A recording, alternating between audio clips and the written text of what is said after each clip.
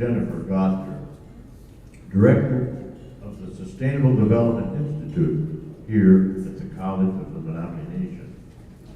I just chatted with a gentleman here about the uniqueness of being here as a forester. Part of the role of being a forester and dealing with people on the landscape who own that land or who are a part of it is to understand realistically that you are indeed a part of what goes on there. That's a unique understanding in many places.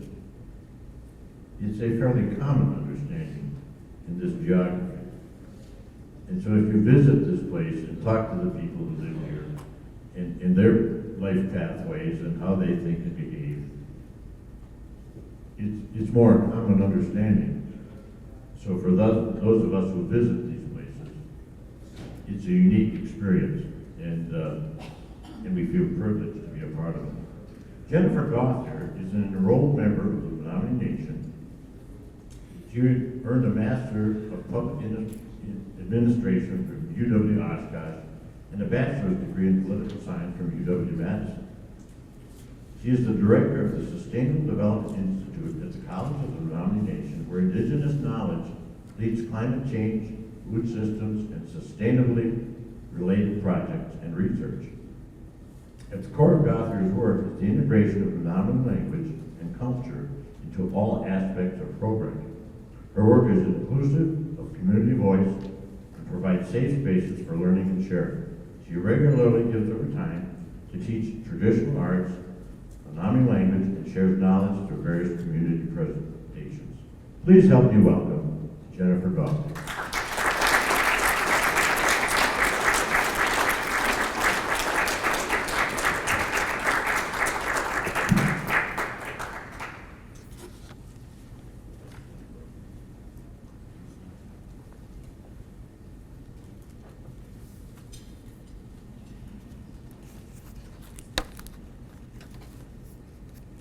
So before I begin,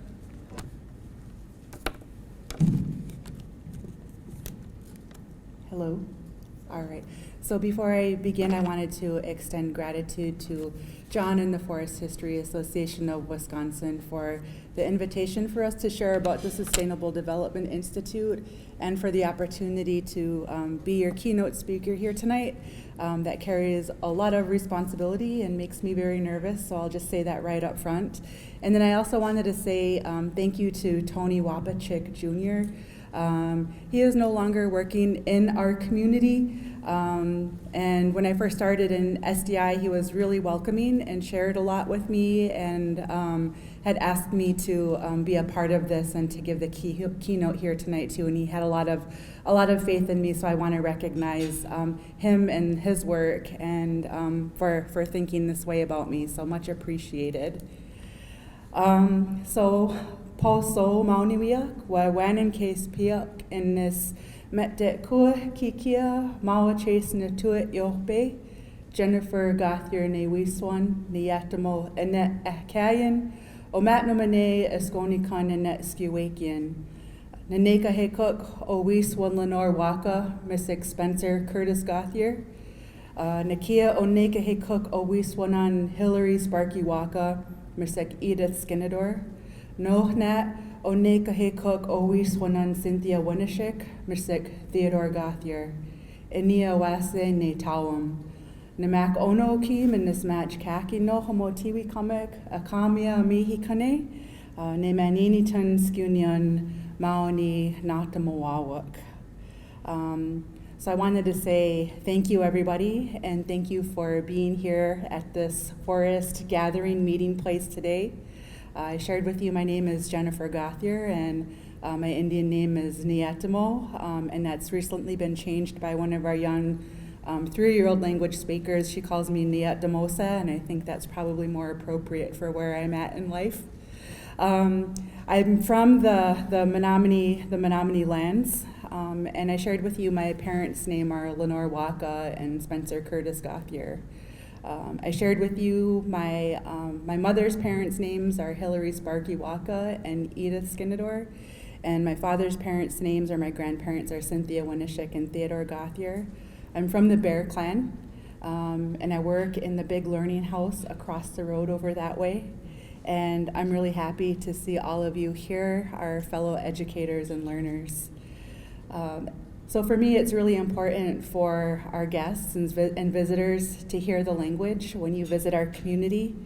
Our language is connected to our forest and to our environment, and our language connects us to our ways of knowing and to our ancestors. It helps us to be mindful of taking care of things and thinking about the future. And when we introduce ourselves to others, you learn not only about me, but you learn about the family that I belong to and the responsibilities that we carry. And through our introductions, we stay connected to our past, and we carry all of those who are no longer with us here on this earth with us. So in this short introduction, this is an entire system or model of indigenous engagement.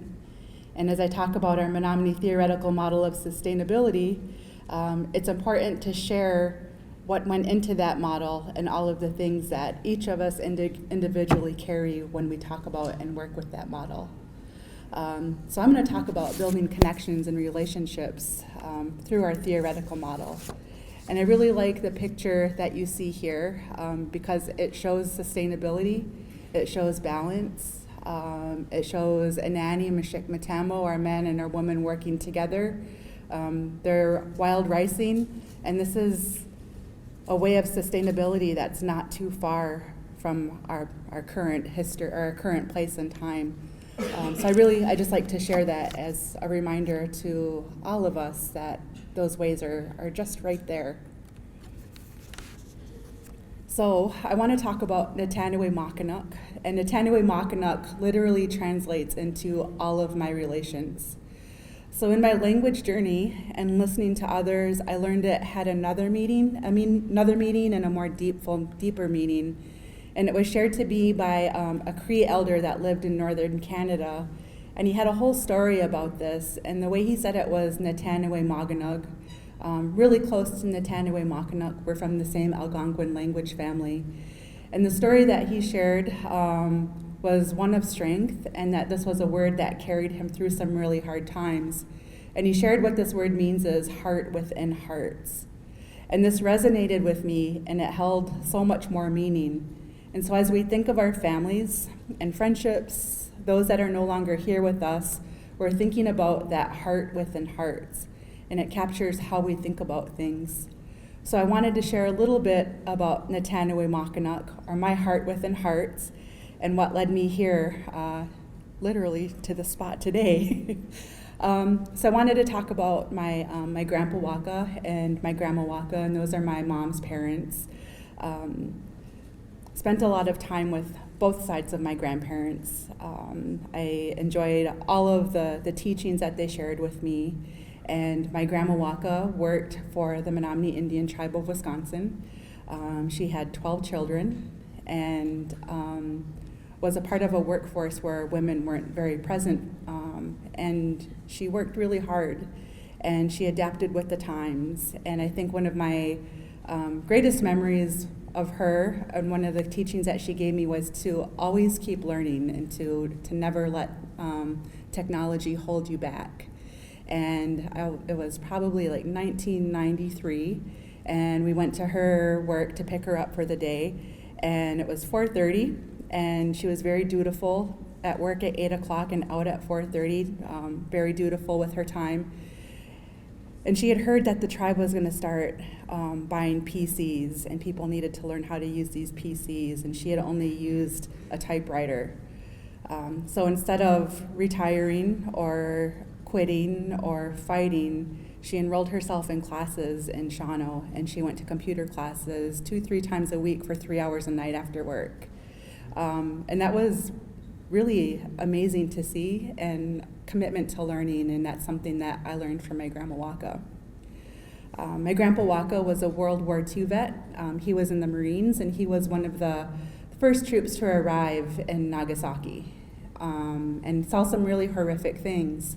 And spending time with him, he shared with me some of those horrific things and how it changed his life. He became sober, and he realized the importance of the environment and wanted to protect indigenous peoples. And from as long as I can remember, he wanted all of his grandchildren to understand the threats to our communities and the threats to our lands. And he spent his entire life fighting to protect this reservation from mining. He fought to protect uranium waste being stored here on this reservation. And I remember not living here and living in New York, and my grandpa would send us tapes and recordings of these gatherings that he was at. And I was just a little one, and I was like, why are they doing this to us? What's going on? What's happening? And up to his dying day, like the day before he passed away, he was at the Crandon mine site protesting. And that was his commitment to our people. And carry that with me and made me realize the importance of what we have and the threats and that they keep coming. My grandma Cynthia was a first language speaker. She did not go to school until she was 8 years old when they found her and her sisters and made her go. They were not allowed to speak the Menominee language anymore. And she did not get her GED until she was an adult later in life. And she did a lot for our community with language reclamation and language revitalization. And she taught so much to all of us about family and togetherness and safe places. And her and Grandpa's home was, just a place where all of us grandchildren learned what true love really was. My Grandpa Theodore was a hard worker. He retired at the age of 72, and he built his garage and did that within 6 months. And then when he was done, he went back to work and worked until he was 81 years old. So, just that work ethic is something that he instilled with all of us. My mom is also about perseverance and adapting and surviving. She sewed our clothes for us, always made sure that we ate good foods, and right now she's walking around with a walker because she was riding her mountain bike and had a little wipeout, and she's 72 years old, and I told her, I was like, that's kind of a cool injury and something to be proud of. So really happy that I have like a really strong mother. My dad was in the service and served 20 years in the Air Force, and he retired, and then he served another 15 years as a civilian, and taught us about music and gave me my love for Buddy Holly, and there's a picture of him here, and he's in another part of his life right now, and really interesting that Menominee was his first language when he was growing up, and that went away for him, and now in this stage of his life, that language is coming back. I have 3 brothers, and I have a sister, and we tease each other, and we fight each other, and we love each other, and it'll be that way forever. I also have an extended family. So all of us in our community, we have our cousins are our brothers and sisters. Our aunts and uncles are actually our moms and dads. And I'm thankful to be part of a family that's what we live and that's what we practice. We also have our adopted families and those people that become our family members. I'm a language learner and have been for quite some time now, still working on fluency, but in that journey I've been able to create this beautiful language family. We take care of each other, we speak to each other in the language, we encourage each other, and these are people that, we're just there for each other in every possible way.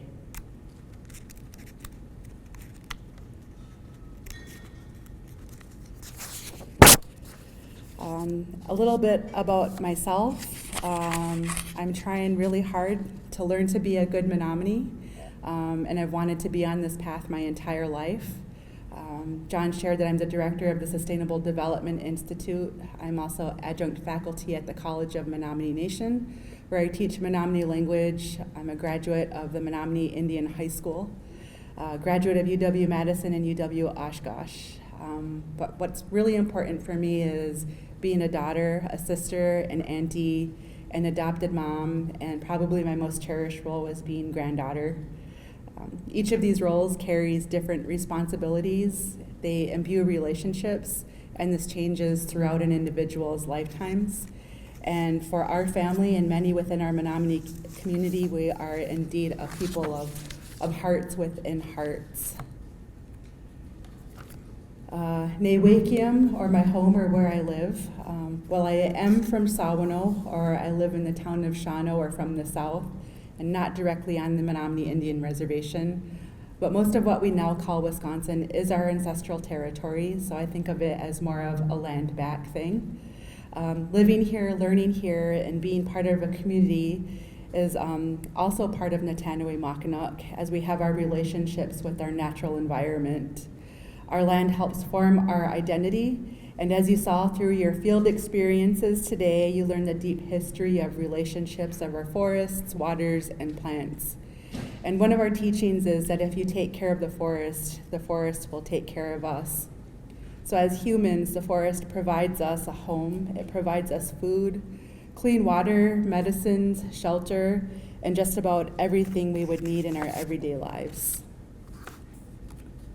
Natotam, or my clan. You also heard in the introduction that my clan is the Bear Clan. So while young, we are learning what it means to be a bear, and as we observe and listen, we grow into these responsibilities. Our bears are speakers and keepers of the law. Our ways remind me of my grandpa Waka, as he was often a speaker at many gatherings. He didn't want to do these things because it's hard to get up and speak in front of people. But he carried these responsibilities because our elders gathered and they talked and they decided that he should be the one to share concerns and speak for the people. So our bears listen, they carry information back and forth, and they articulate information for our entire community.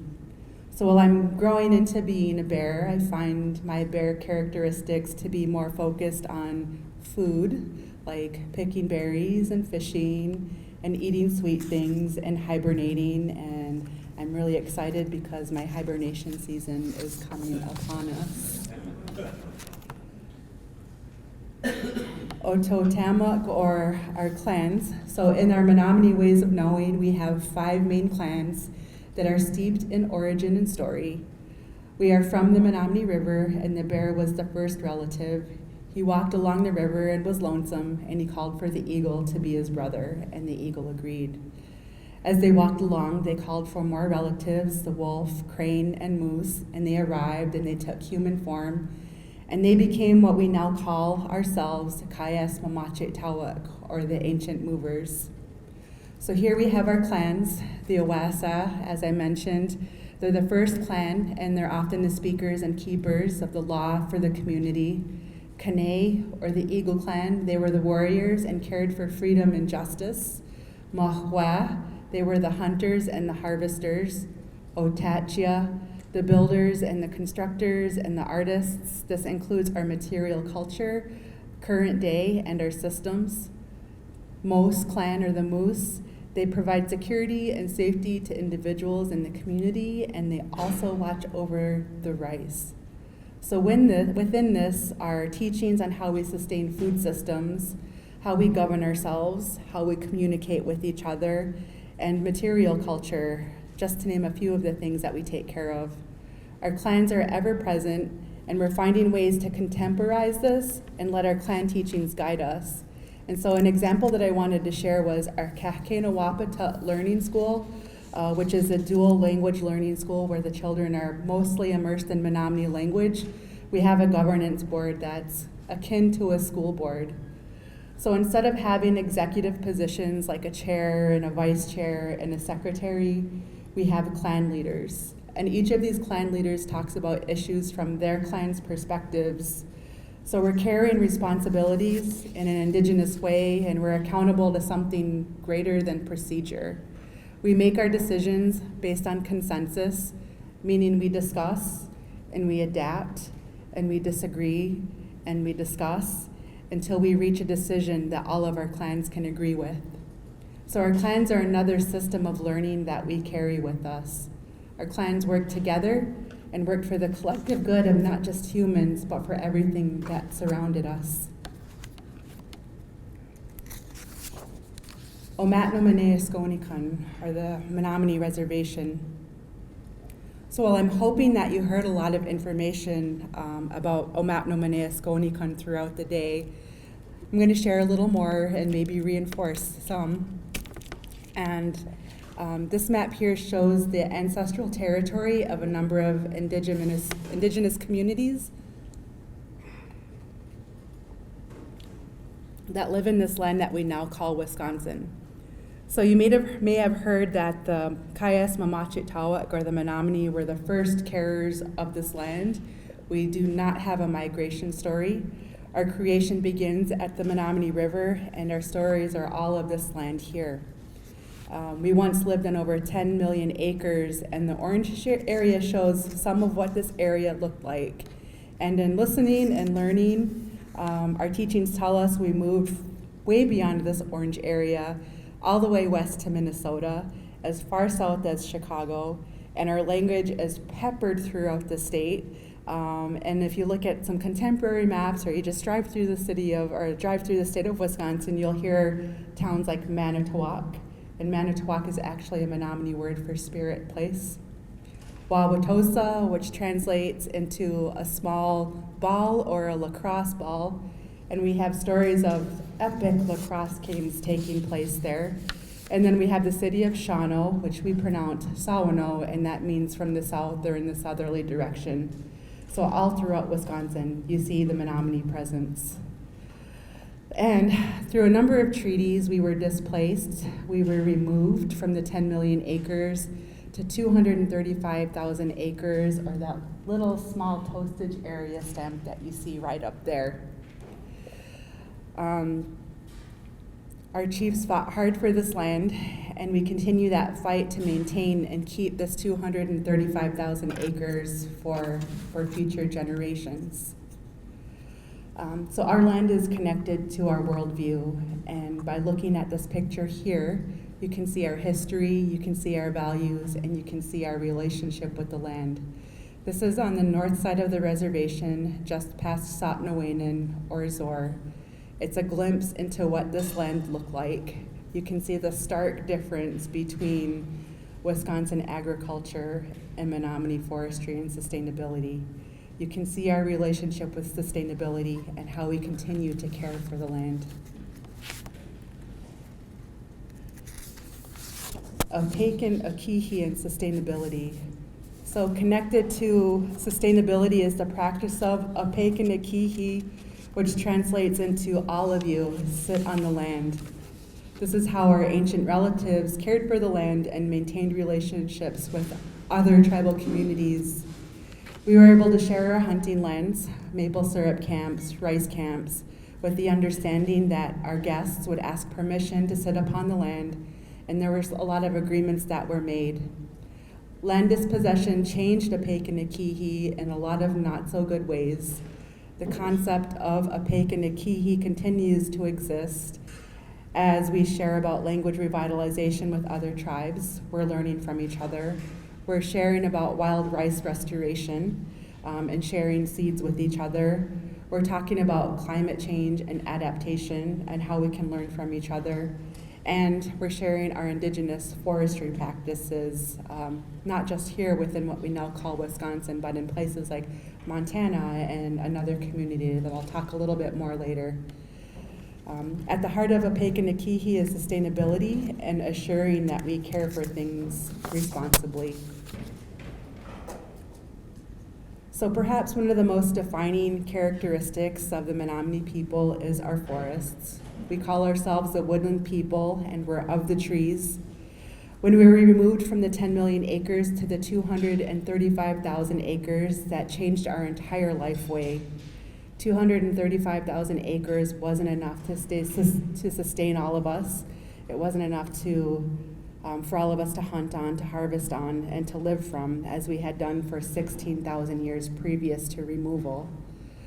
Our chief Oshkosh recognized that to survive we had to rely on our forests, and the forests provided us with income and a way to move forward in a different type of life, and he's famously known to have said to start with the rising sun and work towards the setting sun, but take only the mature trees, the sick trees, and the trees that have fallen.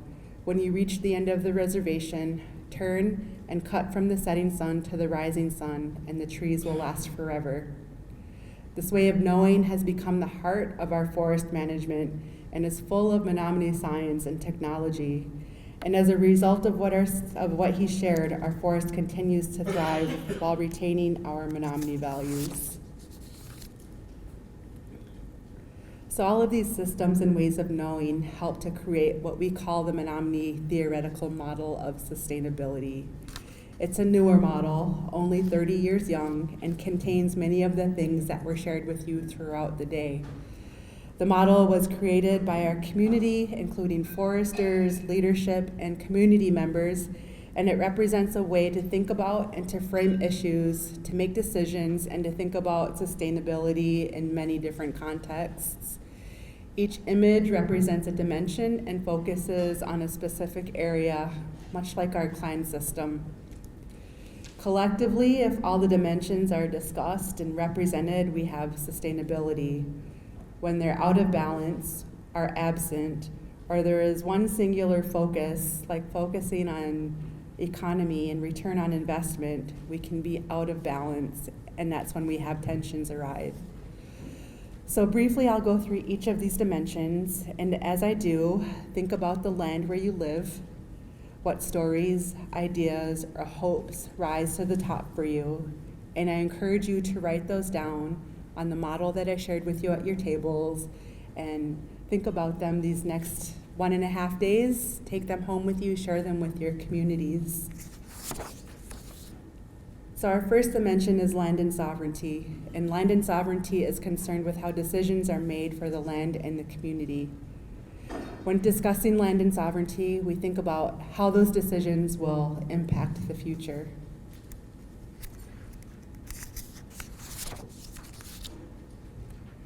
We have the natural environment, and this dimension includes Menominee understanding that everything is connected and related. It includes people, human communities, plants, animals, rocks, water, and air. And as an exercise, when you take your next outdoor walk, find a plant, a tree, or something growing in the environment. Observe it throughout the season. What grows around it? What else has a relationship with it? How does it survive through change? And this is a way to start thinking about the environment and relationships.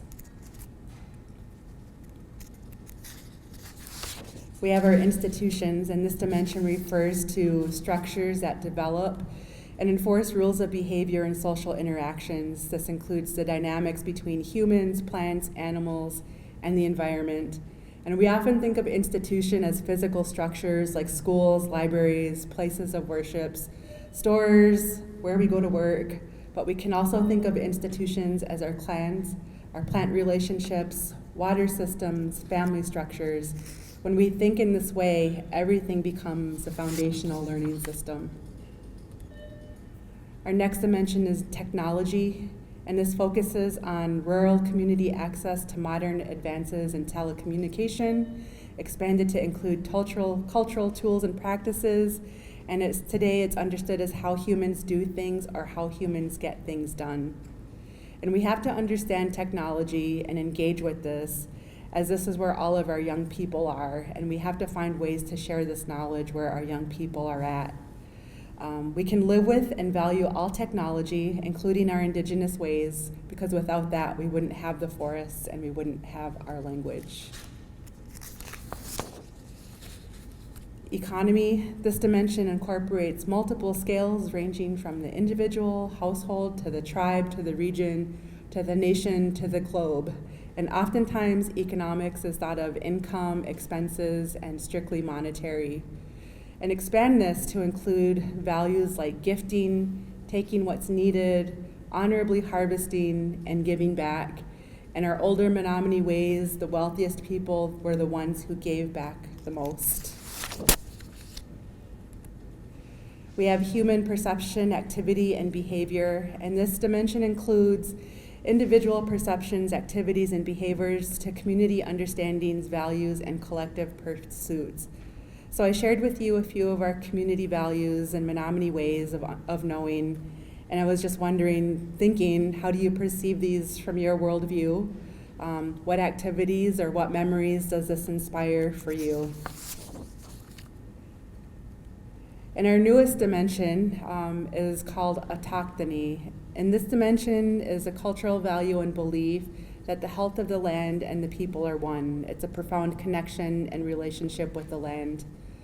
So when all the dimensions are in balance and we discuss and we give equal weight to all, we are supposed to have achieved autochthony. So when I think of our community, I believe the Menominee people are of the land. Our language is immersed in the land.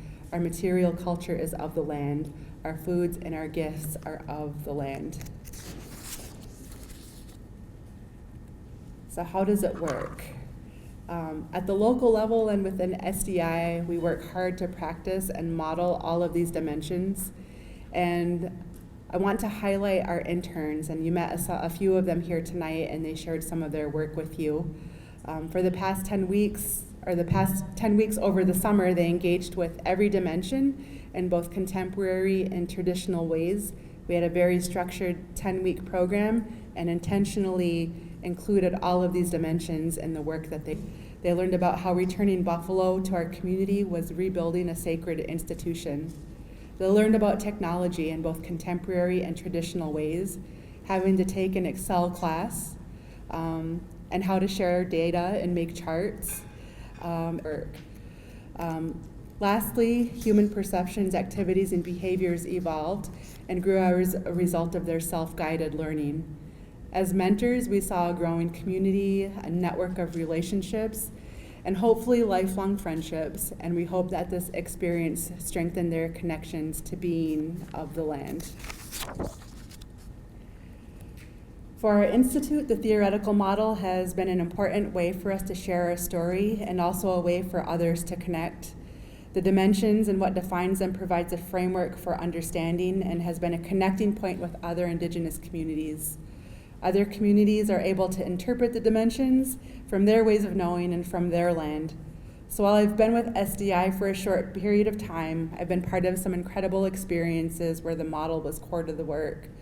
So earlier this year, a delegation from the College of Menominee Nation traveled to Aotearoa, or New Zealand, where indigenous communities shared about climate change, where we shared about what communities are observing and how indigenous knowledges and language needs to be part of not only our community's discussions, but the world's discussions about climate change and climate adaptation. We shared our theoretical model, our forestry story, and our language and cultural revitalization efforts. And we found connections with the Maori people and their forest community, their food sovereignty work, and their revitalization efforts. And the model connected us in ways that we could not imagine. The picture way over here is one of their forests that is white pine and red pine are growing in this forest, and they're not indigenous to this land. And within that, you can with her and wanted her hair braided. So that's what you see here is her mom braiding her hair so she can look like our friend from Montana.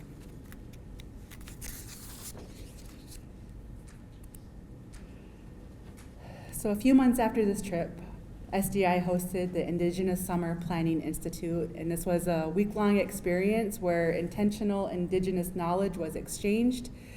We practiced apeke and we invited people to sit upon the land with us.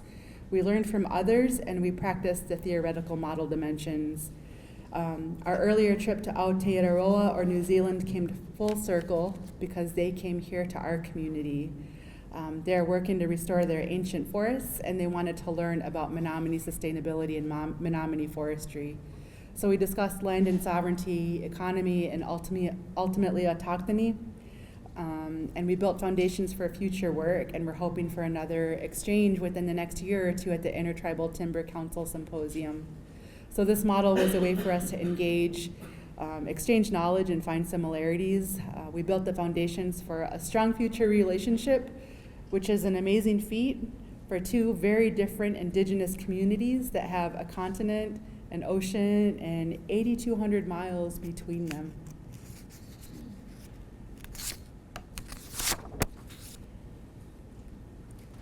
So what does it all mean? So our Menominee theoretical model of sustainability, while of the community, is a model that can be adapted and used in a lot of different contexts.